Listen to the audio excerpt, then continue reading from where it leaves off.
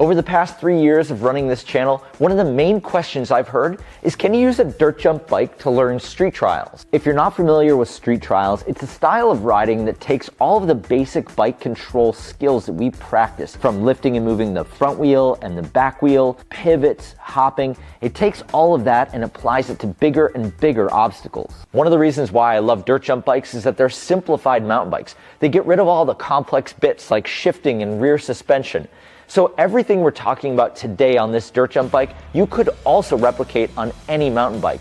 And in fact, that's where my journey began, by taking a basic mountain bike and turning it into a trials bike. So let's take my dirt jump bike and set it next to my street trials bike and have a look at the differences and similarities between the two bikes so we can figure out what we need to do to this bike to make it work for street trials. When you put these bikes right next to each other, there aren't a whole lot of noticeable differences outside of the fact that one has a suspension fork and one doesn't. In fact, there's a lot of similarities here. They both have 26-inch wheels, they're both single-speed bikes, and they both have really compact rear triangles on the bike. Now, if you're taking a closer look at the drivetrain here of this street trials bike, you'll notice that there's two things that really stand out. Number one, the size of the two gears here are a lot different than what's on the dirt jump bike.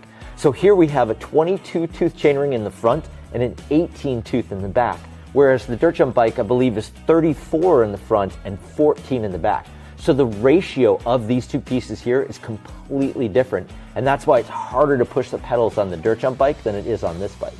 The other thing that you might be noticing, this has something called a bash ring. And you might be familiar with these from mountain biking because there's another piece that goes underneath for most mountain bike setups, but this one goes all the way around the chain ring just to protect the chain when you're doing trial specific stuff. This is the biggest difference between a street trials bike and a dirt jump bike. So if we can find a way to lighten up this gear on the bike, we should be in pretty good shape overall. And I'm gonna do exactly that. I'm gonna swap out the rear freewheel. This is an 18-tooth freewheel, and I'm going to put a 22-tooth chainring on the front of the bike. That should get our gear ratio to match that of my other bike. Before I swap out this drivetrain, there's one thing I should tell you.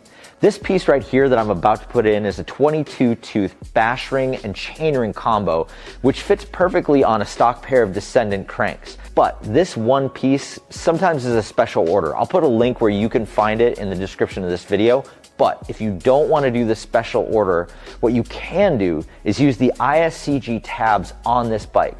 So those are the little holes that are on the outside of the bottom bracket. You can attach a bash guard, which is about a $20 or $30 piece, and that will cover up your chainring just like this bash guard does on the outside. It's the exact same thing. It's cheaper and easier to get. And all you would then need to do is find a 22-tooth chainring, which is not that challenging to do. So I'm going kind of the super special order route. These are pretty easy to get your hands on, but you can have the exact same setup by putting a bash guard underneath the bike and finding a 22-tooth chainring.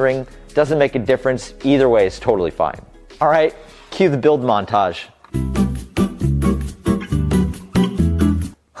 Kind of a good news, bad news scenario here. I thought that I was gonna have to put a new freewheel on this bike, but it turns out this bike actually has a free hub, so all I have to do is just change out this one cog and I should be in good shape. Just to put this new gear ratio in perspective, we obviously have a much smaller chainring up front, but the back has gotten a huge supersize. This is what we started with, and this is where we are now. As long as we've got the back wheel off the bike, I'm gonna take this opportunity to upgrade the brakes. A lot of advanced trial skills involve the back wheel, so having a super strong back brake can be an important element. I had an old pair of Magura MT7s in the warehouse, so I'm gonna swap those in. This is actually the first bike I've ridden with 160mm rotors, so instead of messing around with adapters on the brakes, I just bought some rotors from Jensen USA. I think we're gonna have to take a few links out of the chain too. We only had one small glitch assembling this bike, and that was that the hydraulic cable for the back brake wasn't long enough to thread through the frame. So I may have to come back with a different set of brakes at another time to deal with that, but for now, it totally works. Putting these bikes side by side, they're almost identical. The one thing I might want to change on this bike to really get it to match my street trials bike is putting a high-rise stem on it. So basically, we've upgraded the brakes, we've fixed the gear ratio, and adding this high-rise stem will put our bars right at about the same level and should get us exactly where we need to be. Now that I have this high-rise stem on here and the bars are pretty much the exact same height, these bikes match up pretty well. They have the same drivetrain, they have the same bar and stem combo, a lot of the bits and pieces are about the same. And because I use this exact same bike to do the 30-day skills challenge, I know that my basic fundamentals should be no problem on this bike. So because I've got this different gear ratio on here, what I really want to test out are more pedaling based moves to test out that gear ratio and see how this bike handles when I do that. Now, if I want to be super picky about this bike, there's two things that won't match up to my Street Trials bike. Number one is the bottom bracket height. So the bottom bracket of this bike is lower than a Street Trials bike. It also has horizontal dropouts compared to the through axle that my Street Trials bike has. Can't really do anything about either one of those things.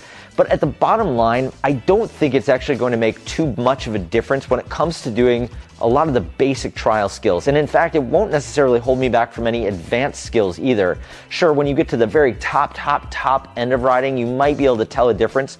But for someone who's just starting out in Street Trials, neither one of those elements is going to hold you back from learning all the stuff you want to learn. If you're just getting into the sport of trials, one thing I'd also recommend is to consider a pair of shin guards.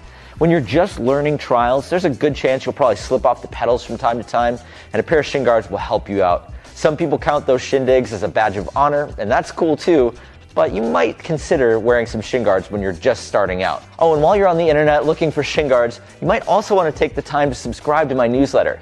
Every Monday, I send out an email that has a bunch of my favorite mountain bike videos from the week and some news and other bits and pieces. Just a cool way to get your week started right.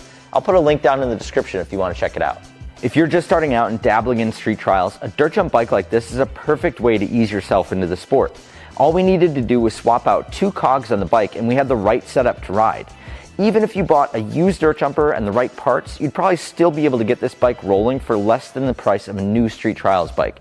And if you decide it's not for you, you can swap the drivetrain back and have a functioning dirt jumper. As for me, I think I'm going to leave this bike in Street Trials mode. Once the snow melts a bit, we're going to need to take this bike outside for a proper session. This is my favorite skill. It's called the side hop.